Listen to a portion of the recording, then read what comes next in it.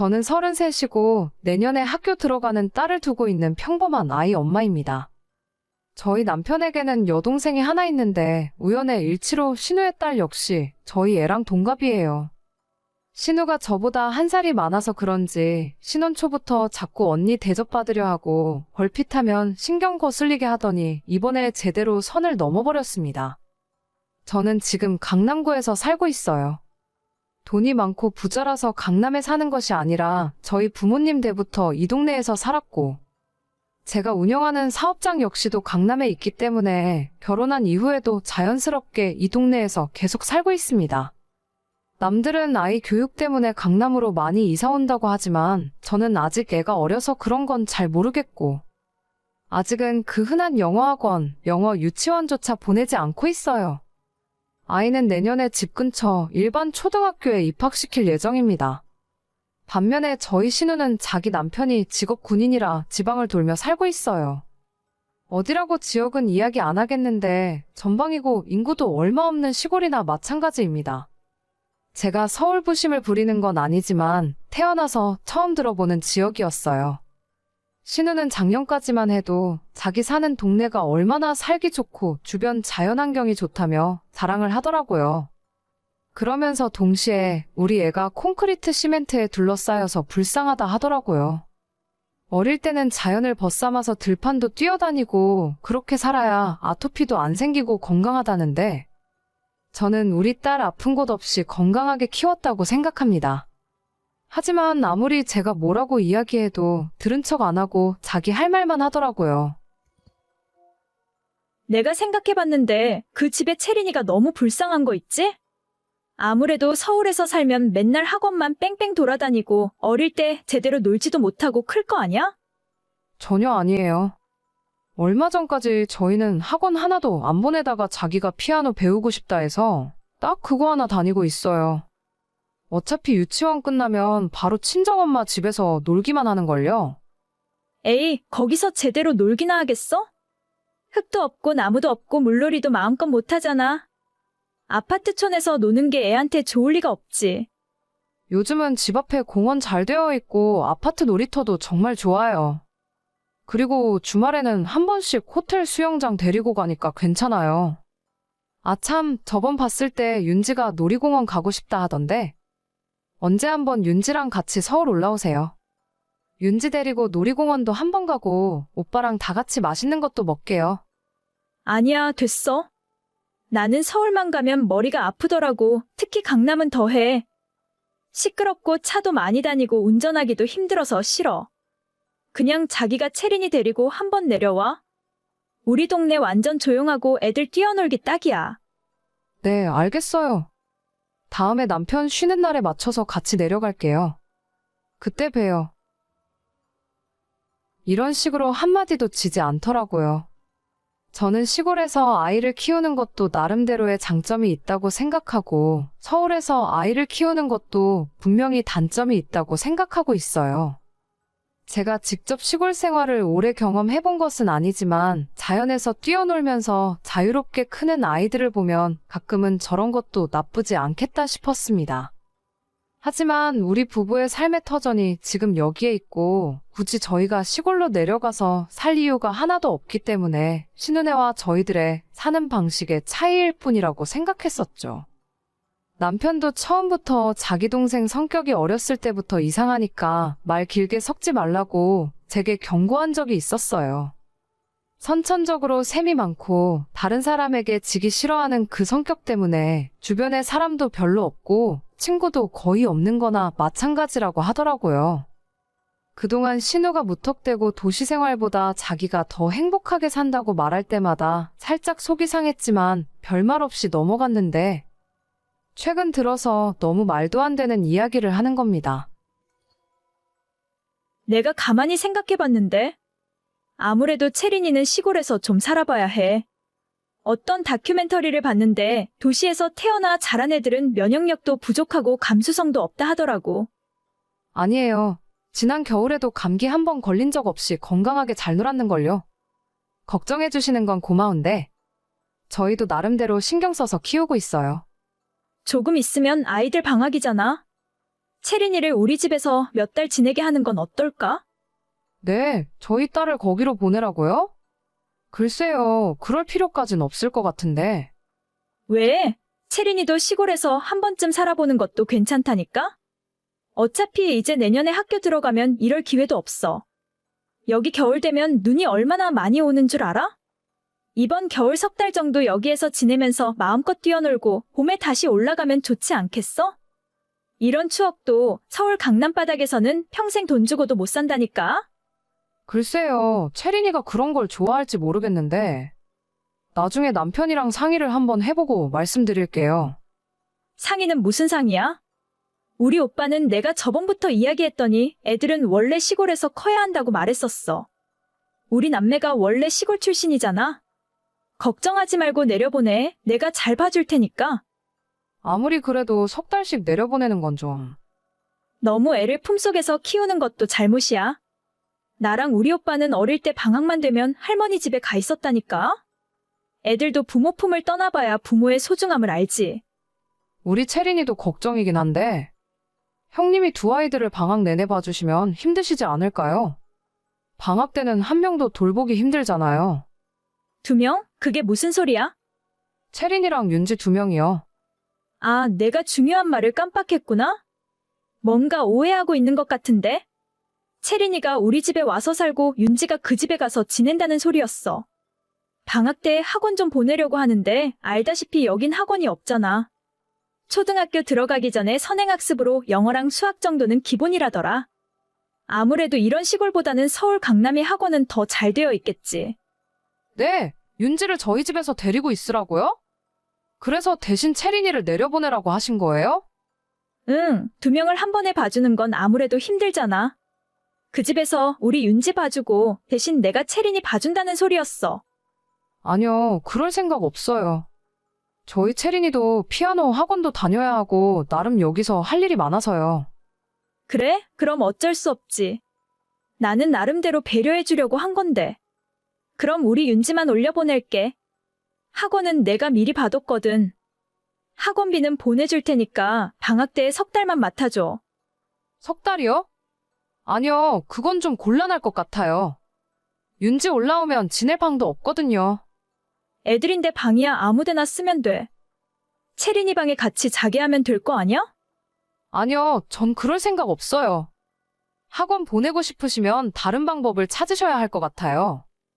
아니, 그냥 애 하나 먹이고 재워달라는데 그게 그렇게 힘든 일이야? 하루도 아니고 석 달씩이나 남의 집 애를 봐줄 수가 없어요. 남편도 저도 맞벌이 하는데 낮에는 저희 친정엄마가 애를 봐주셔야 하거든요. 그럼 민폐를 끼칠 수는 없는 일이죠. 애 하나 더 보는 게 뭐가 어렵다고 그래? 진짜 서울에 산다고 유세 떠는 거 아니야? 만약에 나였으면 채린이 몇 달 봐주는 건 일도 아니었을걸? 죄송한데 저는 아니라서요. 이 문제는 더 이상 할 이야기가 없을 것 같네요. 우리 오빠한테 다 이야기할 거야. 내가 시골 산다고 무시하는 것 같은데? 절대 그냥 안 넘어가. 저는 한 번도 무시한 적 없어요. 그렇게 느낀다면 그런 생각을 하는 사람이 문제겠죠. 저희 집을 친정부모님께서 사주신 건 알고 계시죠? 자꾸 억지 부리시면 오빠가 중간에서 가장 곤란해하지 않을까요? 그럼 알아들으신 걸로 알고 여기까지만 할게요. 이 문제로 더 이상 식구들끼리 시끄럽지 않았으면 좋겠어요. 갑자기 연락해서 우리 딸을 자기 집에 보내라고 하길래 무슨 소리인가 싶었어요. 결국은 신우가 자기 딸을 서울에서 학원에 보내고 싶었나 봅니다. 제가 집에서 살림하는 사람이면 조카를 봐줄 수도 있을 것 같은데 맞벌이를 하면서 늦게 퇴근하고 집에 오니 그럴 수도 없어요. 안 그래도 우리 딸 하나 친정엄마한테 맡겨놓는 것도 너무 죄송한데 조카까지 엄마한테 부탁할 수는 없는 노릇이잖아요. 적당히 알아들었으면 그만해야 하는데 쓸데없이 오기를 부리다가 서로 얼굴 붉히는 일까지 생겨버려 유감이네요. 그나마 눈치는 있는지 저희 남편한테 이야기는 안 한 것 같아 다행입니다.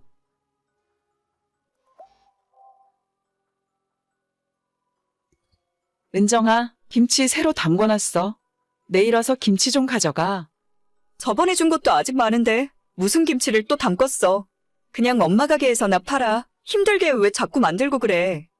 저번에 준 건 묵은지고 이건 새로 담근 거란 말이야? 가게에서 파는 거랑 우리가 먹으려고 담그는 거랑 같니? 깍두기도 좀 같이 했고 일부러 많이 만들었으니까 너네 시댁에도 좀 가져다 드려. 시어머니한테? 싫어.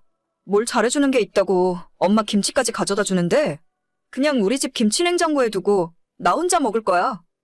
이거 사. 먹을 걸 가지고 그러면 벌 받아. 어차피 박서방이랑 너랑 둘이서는 다 먹지도 못해. 가져가서 시댁이랑 적당히 나눠서 먹어. 너가 먼저 잘해드리면 그쪽에서도 사람인데 하나밖에 없는 며느리를 이뻐라 해주시겠지. 어휴, 그런 괴팍한 노인네한테 이쁨 받고 싶지도 않네요. 지금도 남편만 아니었으면 진작 결혼이고 뭐고 때려쳤을지도 몰라. 어쩜 그렇게 나만 보면 못 잡아 먹어서 안달인지.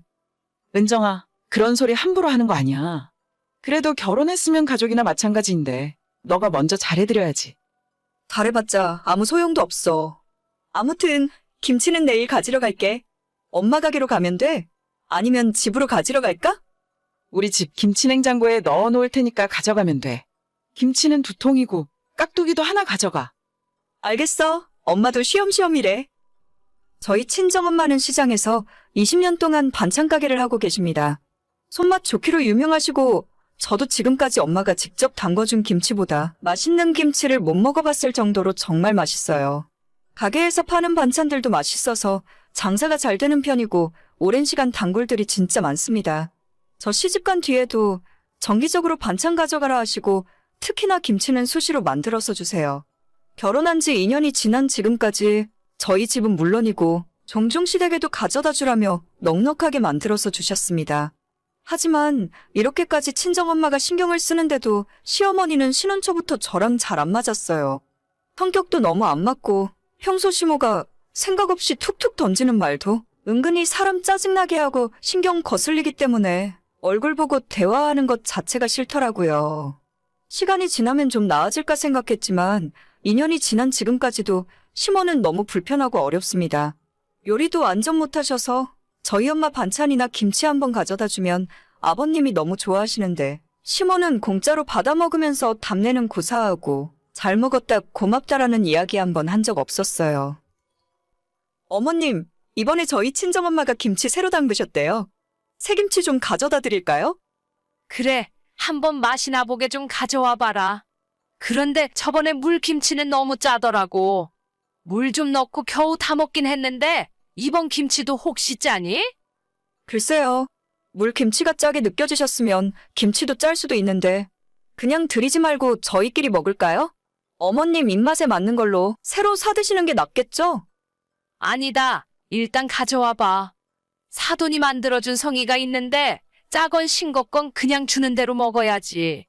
그래도 나 같은 사람이 솔직하게 이야기해주는 게 도와주는 거야. 너무 서운하게 듣지 말고 나중에 어머님한테 조금만 소금 간 덜하면 딱 좋을 것 같다고 전해드려. 네. 김치는 제가 내일 어머님 댁으로 가져다 드릴게요. 그래라. 혹시 이번엔 깍두기는 좀 안 하셨니? 너희 어머니는 김치보다 깍두기가 좀 낫더라. 깍두기는 작년에 한번 가져다 주더니 그 뒤로는 한번 구경을 못하네. 깍두기 이번에 좀 담그셨어요. 내일 김치 가져다 드리면서 깍두기도 같이 드릴게요. 저희 엄마 가게 가시면 항상 있는데. 아유, 돈 주고 사다 먹을 정도는 아니고 그냥 있으면 좀 맛이나 보자는 거지. 아무튼 그것도 가져와 봐라. 네. 진짜 듣기만 해도 짜증나지 않으세요? 처음엔 좋은 마음으로 어차피 엄마가 많이 만들었으니까 나눠드려야겠다 싶다가도 저런 말투를 들으면 좋은 마음이 싹 사라집니다. 돈 주고 사먹는 손님들도 저딴 식으로 말하진 않을 거예요. 맛이나 보긴 뭘 맛이나 본다는 건지. 너희 어머님 깍두기가 정말 맛있더라. 이런 맛있는 걸 공짜로 먹다니 너무 죄송하네. 이런 식으로 칭찬해주면 드리는 저도 기분 좋고 저희 엄마한테 말씀드리기도 좋잖아요. 기껏 김치 가져다 줬더니 싱겁다고 소금 간 줄이라는 소리나 하고 있으면 제가 그런 말을 엄마한테 어떻게 전하겠습니까? 입에 안 맞으면 안 받고 안 먹으면 될 텐데 주면 주는 대로 다 먹으면서 최근 들어서는 저희 엄마 김치로 주변에 생색까지 내고 있더라고요. 저번에 가져다 준 김치 좀 남은 거 없니? 몇 포기만 더 가져와 봐라. 그 많은 걸 벌써 다 드셨어요. 제가 큰 통으로 하나 가득 가져다 드렸는데. 아니야. 그걸 어떻게 벌써 다 먹겠니? 우리끼리 먹기에는 너무 많길래 아파트 아줌마들한테 반 포기씩 나눠줬는데 너도 나도 더 달라지 않니? 나보고 직접 만들었냐 하길래 그렇다고 했더니 깜짝 놀라더라고. 딴 사람들한테 다 나눠주셨다고요? 친정엄마가 어머님 드시라고 고생해서 만드신 건데. 사돈댁은 그게 일이잖니. 원래 맨날 하시는 분들은 별로 힘들지도 않아. 딱 5포기만 더 해달라고 말씀드려. 아줌마들 3포기 나눠주고 2포기는 나도 좀 먹어야지. 어머님, 그건 아닌 것 같아요. 저희 엄마가 힘들게 만드신 걸 왜 다른 사람한테 나눠주세요? 요즘 재료비도 엄청 올라서 돈으로 따져도 만만치 않아요. 그깟 배추값이 얼마나 한다고. 양념이야 어차피 너네 엄마 가게에 잔뜩 있을 거고 절인 배추만 사다가 대충 속 넣어서 주면 되는 거 아니냐. 배추값 그거 얼만데? 내가 줄게. 진짜 무식하면 입이라도 다물고 있어야 하는데 심오하는 말 때문에 혈압 터질 뻔했어요. 김치가 심오 생각하는 것처럼 그리 단순하게 만드는 것이 아닙니다. 절인 배추도 손이 많이 가지만 김치 양념 만드는 건 정말 중노동이에요. 채소 육순에서 찹쌀가루, 콩가루 넣고 풀 쓰고 식혀서 고춧가루부터 가진 양념 넣고 버무리는 것도 정말 일입니다. 특히 겨울이면 몰라도 한여름에 김치속 만들고 있으면 땀이 흥건해질 정도예요. 들어가는 재료들도 거의 다 국내산만 사용하고 아시는 분은 아시겠지만 국내산 고춧가루 값부터 정말 장난이 아니게 비쌉니다. 돈 들이고 시간과 정성 들여서 만들어 가져다 줬는데 반응이 저 모양이니 저희 집에 김치가 썩어나고 있어도 주고 싶지 않더라고요. 된장찌개 하나 똑바로 못 끓이는 분이 무슨 염치로 김치를 자기가 담궜다고 떠벌리고 다니는지 모르겠어요. 그러면서 왜 공짜로 나눠주겠다고 떠들고 다니는지 생각할수록 더 열받아요. 친정엄마도 아무리 장사하는 입장이라지만 주변에 친한 분들에게도 많이 베푸시거든요. 손이 커서 음식을 조금씩 못하시니까 잔뜩 만들어서 이웃도 나눠주고 주변 지인들한테도 조금씩 나눠주면 대부분 맛있게 잘 먹었다 해주시고 빵이나 과자 같은 간단한 답례품까지 주시곤 합니다. 그게 정상적인 사람들의 반응이고 제가 시모한테 바라는 것도 딱 그 정도였어요. 하지만 상상도 못한 소리를 들은 뒤로 더 이상 시모에게는 아무것도 해주고 싶지 않더라고요. 배추값 따위 필요 없어요. 그냥 어머님이 배추 사다가 직접 만들어서 나눠주세요. 앞으로는 김치 달라는 소리는 하지도 마시고요. 친정엄마가 저 먹이고 식구들 먹이려고 만드신 건데 얼굴도 모르는 사람들한테 나눠주셨다니 정말 실망이에요. 원래 김치하면 이웃들끼리 나눠 먹고 그러는 거야. 뭘 그렇게 빡빡하게 굴고 그래? 그렇게 이웃 챙기고 싶으면 어머님이 직접 만들어서 챙기시라고요. 왜 저희 엄마가 만들어서 어머님이 생색을 내세요? 이미 다 주겠다고 이야기해놨는데 그럼 나보고 어쩌라고? 그럴 거면 처음부터 주지를 말던가. 다 얘기해놨는데 이제 와서 이러니까 나도 헷갈리고 기분이 좀 그러네. 앞으로는 헷갈리시는 일 없게 다신 안 드릴 거예요. 엄마가 가게에서 돈 받고 파는 것보다 훨씬 정성 들여 만들었는데 진짜 서운한 걸 넘어서 너무 황당하고 슬퍼요. 김치는 이제 못 드릴 것 같아요. 뭔 김치 하나 때문에 슬프기까지 해? 알았다. 나도 치사해서 더는 이야기 안 한다. 그렇게 저는 시모와 완전 사이가 멀어지게 되었습니다. 친정엄마 속상할까봐 직접 이야기는 안 했지만 앞으로 엄마가 주시는 모든 반찬들은 시댁엔 가져다 주지 않을 겁니다. 시모는 입이 방정이라서 말을 하면 할수록 스스로 점수를 깎아먹는 것 같아요. 저랑 그렇게 한바탕 하고 며칠 뒤에 시장에 있는 저희 엄마 반찬 가게에 조용히 나타나서 김치 몇 포기를 사갔다 하더라고요. 주변에 떠벌려 놓은 게 있으니 주긴 줘야 하니까 결국 본인 돈 주고 사서 선물해 줬나 봅니다. 왜 저렇게 멍청한 짓을 자처하는지 가만히 있었으면 저희 친정엄마가 계속 챙겨줬을 텐데 스스로 굴러들어온 복을 걷어차버리네요. 저는 이번 기회로 다신 시모에게 호의를 베푸는 일도 없을 거고 잘 지내려고 노력도 하지 않을 거예요. 정말 사람한테 이렇게까지 실망한 적도 처음입니다. 오늘의 사연은 여기까지입니다. 구독과 좋아요, 알림 설정은 많은 힘이 됩니다. 다들 행복하시고 좋은 하루 되세요.